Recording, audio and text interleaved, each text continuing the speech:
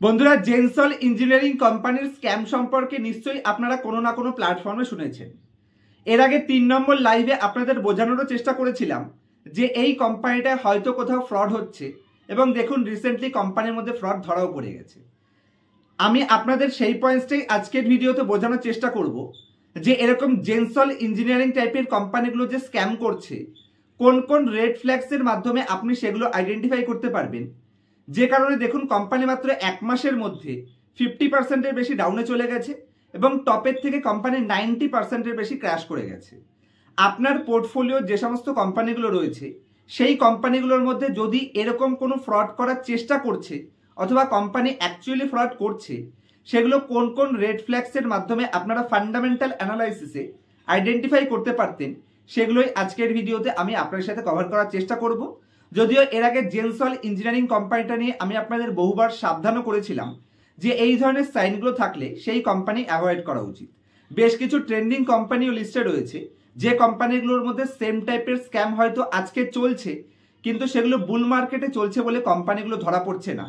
Bear মার্কেটে ঢুকলে বুঝতে পারবেন সেই কোম্পানিগুলো অ্যাকচুয়ালি কিরকম ধোলাই পিটাই হয়। যাই হোক, কিছু ইনফরমেশন আজকের ভিডিওতে আপনার সাথে শেয়ার করব, যার মাধ্যমে আশা করছি আপনাদের নলেজকে কিছুটা হলেও আমি গেইন করাতে পারবো। তার আগে আপনাদের উদ্দেশ্যে আমার একটা ইনফরমেশন দিচ্ছি যে আমার চ্যানেলের রিচ বাড়ানোর জন্য আমি আমার একটি সেকেন্ড হিন্দি চ্যানেল ওপেন করতে চাইছি, যেই চ্যানেলটার লিঙ্ক আপনারা এই ভিডিওর ডেসক্রিপশনে পেয়ে যাবেন।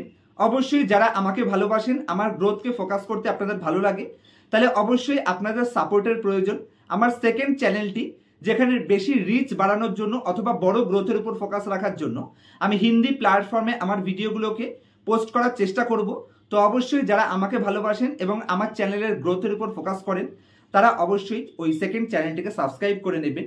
সেখানে ডেইলি লাইফে স্টক মার্কেট রিলেটেড কিছু নিউজ এবং কিছু ইনফরমেটিভ পয়েন্টসগুলো খুব শর্ট ভিডিওর মাধ্যমে সেখানে আমি কভার করার চেষ্টা করব। ফার্স্ট ভিডিওটা পোস্ট করার আগেই আমি এই ভিডিওর নিচে ডেসক্রিপশনে লিঙ্ক প্রোভাইড করে দেবো। হয়তো এই ভিডিওটা আপনারা যখন দেখছেন ততক্ষণে হয়তো সেকেন্ড চ্যানেলে আমার ফার্স্ট ভিডিও আপলোড হয়ে যাবে। তো অবশ্যই আপনাদের সকলের আমার সাপোর্টের প্রয়োজন রয়েছে, অবশ্যই আপনারা সাপোর্ট করবেন। চলুন আমি আপনাদের সাথে স্ক্রিন রেকর্ডিং শেয়ার করছি এবং শেয়ারের মাধ্যমে আমি আপনাদের বোঝানোর চেষ্টা করব যে জেনসল ইঞ্জিনিয়ারিং কোম্পানিটার যে এই ফ্রড কেসটা করছে এটা কিভাবে আপনি আগে থেকে আইডেন্টিফাই করতে পারতেন। তো আশা করছি আপনারা এখন আমার স্ক্রিনটি দেখতে পাচ্ছেন। তো Gensol engineering company back to back যে সার্কিট, লোয়ার সার্কিট মারছে, এই যে 1100 থেকে কোম্পানির শেয়ার প্রাইস 90% ক্র্যাশ হয়ে গেছে, 117তে গিয়ে ঠেকেছে, এটার পিছনে যে কি ফ্রড করছে সেটা কিভাবে আইডেন্টিফাই করতেন। তো চলুন সবার প্রথমে যদি আমি কোম্পানির এখানে পিএনএল স্টেটমেন্টের মধ্যে আসি, তাহলে কোম্পানি এখানে সেলস কি দেখাচ্ছে, 160 কোটি থেকে গ্রোথ করে ধরতে পারেন লাস্ট 4 বছরে 10 গুণ কোম্পানি তার টপ লাইনকে গ্রোথ করেছে, 10 গুণের আশেপাশে। এবং যদি আপনি কোম্পানির বটম লাইনে আসেন, লাস্ট 4 বছরের মধ্যে কোম্পানি তার বটম লাইনকে সেম এখানে ধরতে পারেন 8 গুণ ইনক্রিজ করেছে। এত বড় গ্রোথ যদি কোনো কোম্পানি দেখাচ্ছে, অবশ্যই এত বড় গ্রোথের পরে কোম্পানির যদি আপনি দেখছেন ক্যাশ ফ্লো স্টেটমেন্টে cash from operating activities negative রয়েছে, সেই টাইপের কোম্পানিগুলোতে অ্যাভয়েড করাই সব থেকে বেস্ট হতে পারে।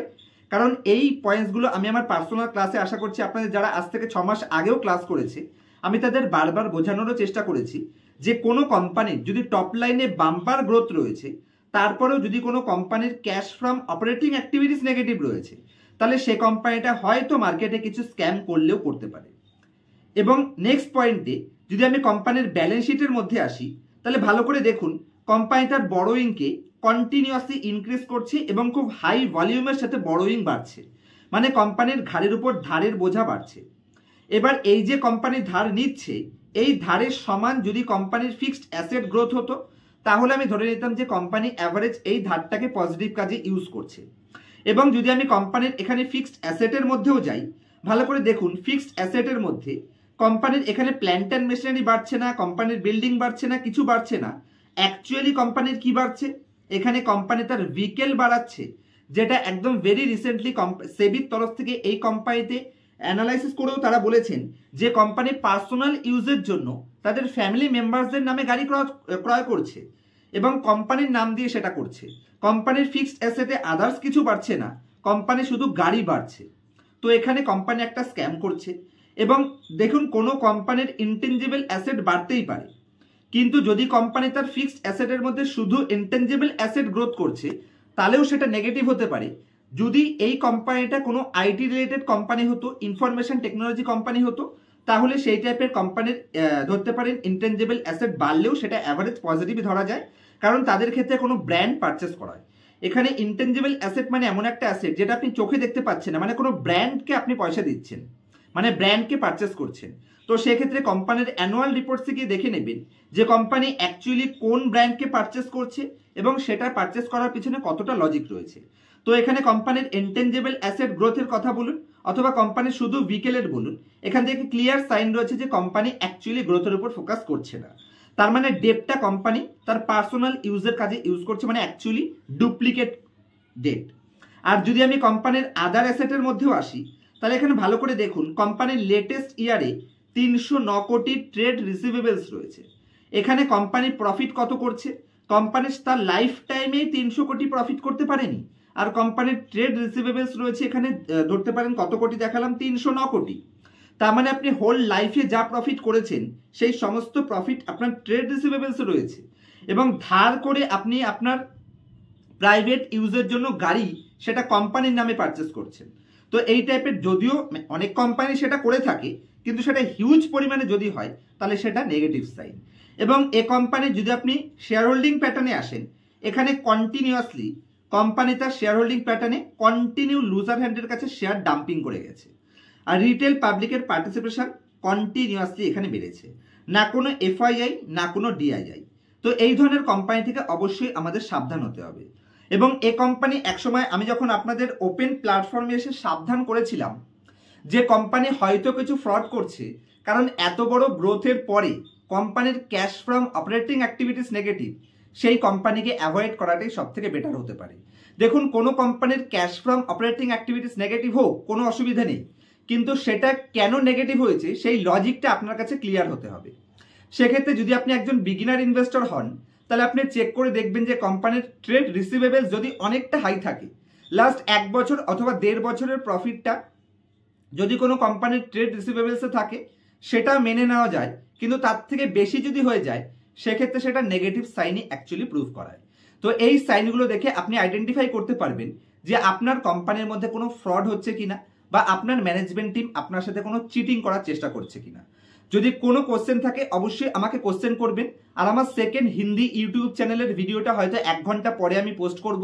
অবশ্যই আপনাদের সাপোর্টের প্রয়োজন রয়েছে, আপনারা সাপোর্ট করলে আমরা একত্রে সকলে এগোতে হেল্প হতে পারি। তো আজকের মতো এই অবধি রাখবো। যদি আপনারা পার্সোনাল ক্লাসে ফান্ডামেন্টাল অ্যানালাইসিস শিখতে আগ্রহী রয়েছেন, তাহলে অবশ্যই পার্সোনাল ক্লাসের জন্য স্ক্রিনের উপর দেওয়া মোবাইল নাম্বারে কন্ট্যাক্ট করতে পারেন। কোথা থেকে কোম্পানি সিলেকশন করবেন, কোন কোম্পানির ডেটা চুরি করে দেখাচ্ছে, যেমন এই কোম্পানিটা কি করে আগের থেকে আইডেন্টিফাই করতেন, এবং মার্কেট সাইকেল কিভাবে কাজ করে, স্টক স্পেসিফিক আপনার কোম্পানিতে মার্কেট সাইকেলের ক্যাপিটালেশন ফেজ কমপ্লিট হয়ে গেছে কিনা, অথবা কোনো কোম্পানির পি এক্সপেনশন হয়ে যাওয়ার পরে আপনি সে কোম্পানিতে ফেসে যাওয়ার মতন এন্ট্রি নিচ্ছেন কিনা, অ্যাডভান্স লেভেল ভ্যালুয়েশনকে কি করে অ্যানালাইসিস করবেন, সমস্ত পয়েন্টস পার্সোনাল ক্লাসে শেখার জন্য ইনফ্লুয়েন্স না হয়ে লাইফ টাইম সাপোর্ট আমি আমার স্টুডেন্টদের দিয়ে থাকি। স্ক্রিনের উপর মোবাইল নাম্বার দেখতে পাচ্ছেন, আমার সাথে কন্ট্যাক্ট করতে পারেন পার্সোনাল ক্লাসের জন্য। দেখা হবে নেক্সট ভিডিওতে কোনো ইনফরমেটিভ টপিকের সাথে। ততক্ষণ পর্যন্ত হ্যাপি ইনভেস্টিং, হ্যাপি ট্রেডিং।